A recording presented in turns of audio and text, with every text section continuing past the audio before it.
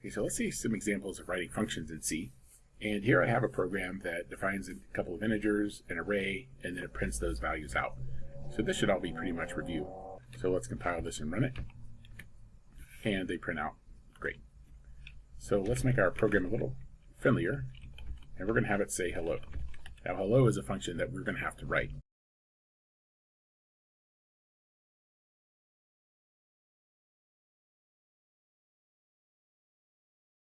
So here's our definition of the function, and it's going to just print hello,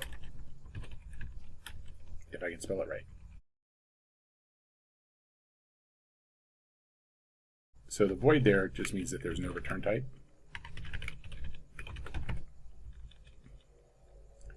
And I better spell that correctly.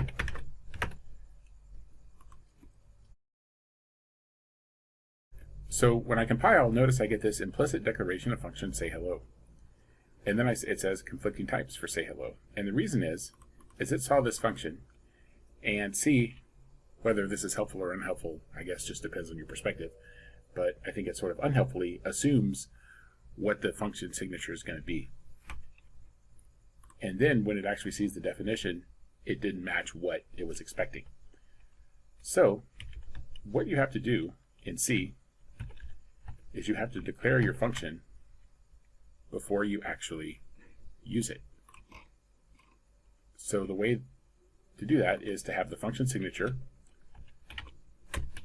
and then just put a semicolon at the end. And we call that a forward declaration. And you can try removing this and see what happens, but you'll get the same thing. You get the implicit definition. One thing to be careful of is if you ever see this implicit declaration, you want to go ahead and fix the problem. It's just a warning. Your code will still compile, but it may not run correctly. So anytime you see any warning, you want to try to get rid of it unless you know for sure what it is, and it's something that you either know is not going to be a problem, or it's something that you're going to fix later, so it's okay to leave it temporarily just to run a test or two. So now that we have that forward declaration,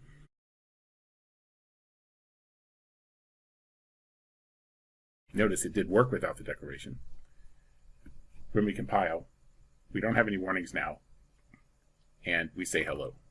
So there's an example of a function that doesn't have a return type. It just does some stuff and then returns back to the caller.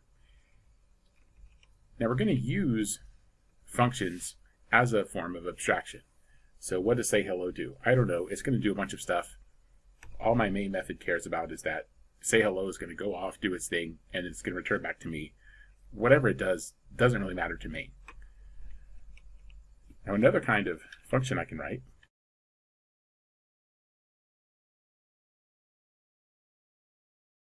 I can have a parameter, and this returns a parameter. So I'm going to return x plus 10.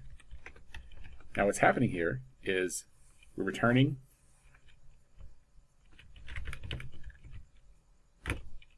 an integer, and the parameter is called by value. That means there's a local copy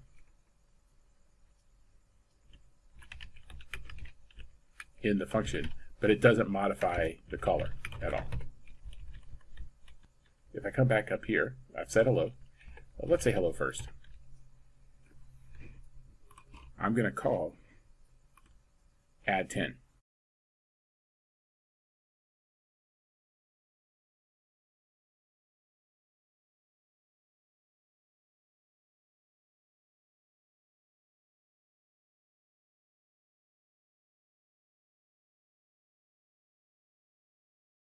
That was in the string that didn't get called. Now I'm going to actually return that value.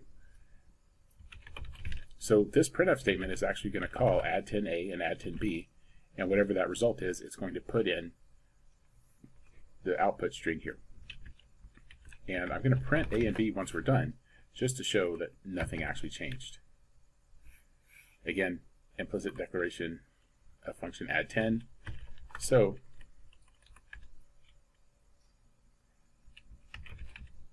we put the forward declaration up here. Again, it's just the function signature followed by a semicolon. I don't actually need the names of the parameters here. That doesn't matter. The compiler doesn't really care what the name is. It just cares that there's an integer parameter. So we've saved it. Now let's compile. No errors this time. And you can see it adds 10 to A and B, but those values are actually unchanged.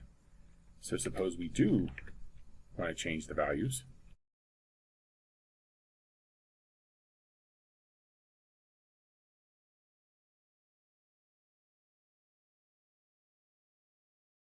So there, notice this asterisk here, int asterisk x.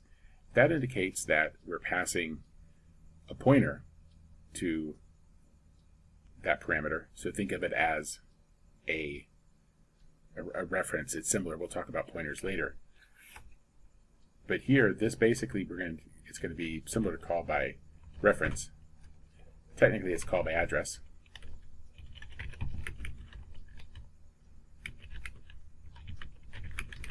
And that's going to modify the parameter in the caller. So once this function returns, the variable that we pass as a parameter is going to change. And I'm not going to put that space here because that might create confusion. And then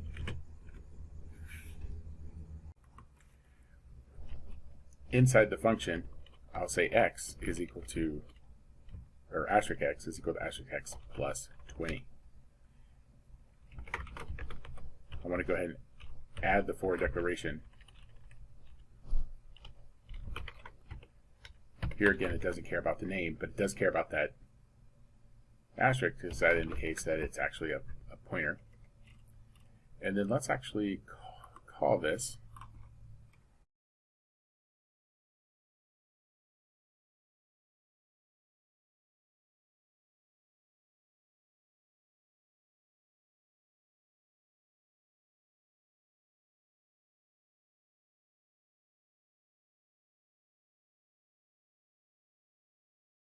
You can close this right.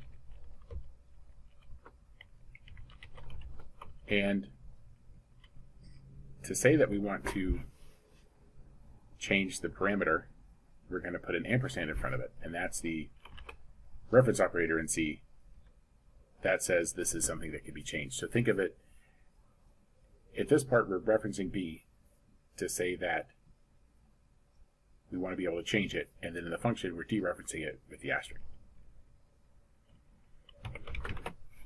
Now notice we don't get any output here. And we have all sorts of problems. And it's because I'm missing a semicolon. So when we run this, notice we add 20, and now B is 0 plus 20, which is 20.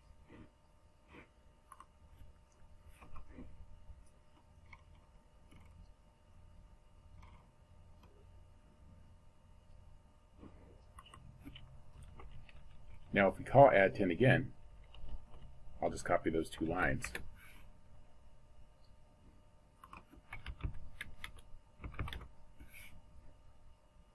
Notice now we get 15 and 30, but neither of those have changed since before that call. They're still back to 5 and 20. But when we add 10, we get 15 and 30. So now we have this array. Let's write a function that works with the array.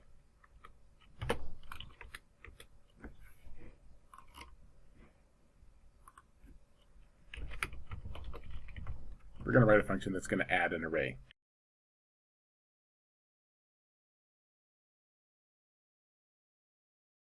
So let's try this. First, let's have an integer for the sum. We'll initialize that to 0. And let's try this.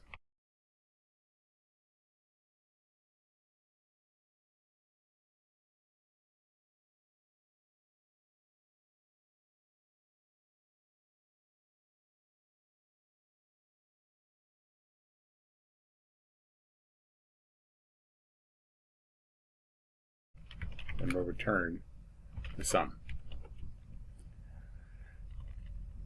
So let's call that up here.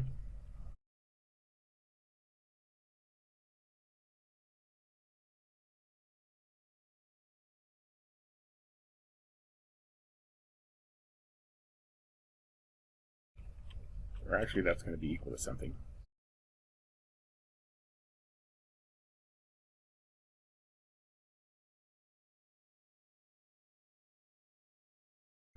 And let's compile this and see what happens. So implicit declaration, okay.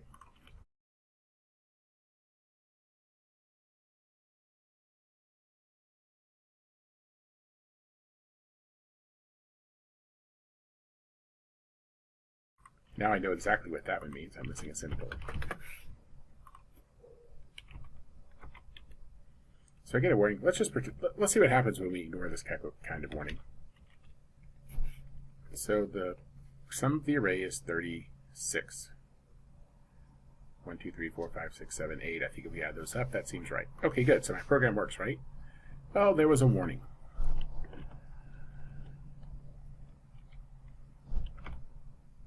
Let's make this an array of 10.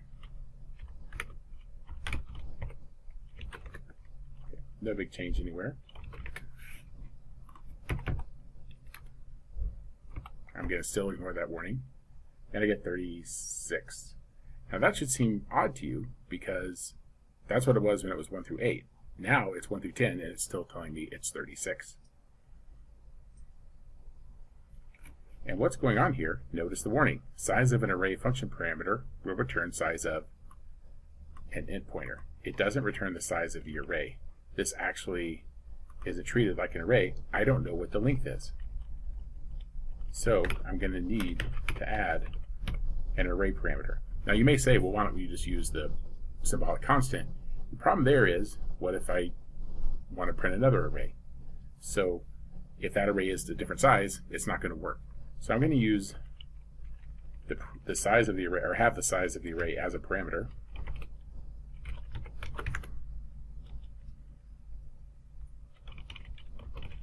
And I need to make sure I tell it that there's another parameter.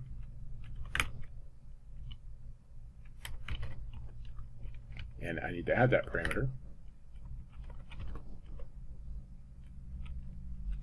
When I make the call, I think that should cover all the cases. And now we get 55, which is what happens when you add 19 to 36. So something to just be careful of is when you have an array as a parameter, you can do that, but the way the array handling, or the array handling in that case, changes a little bit. That makes it a little trickier. So it's important that you understand, or keep in mind, that you can't just treat this the same way as you would inside the function where you declared the array.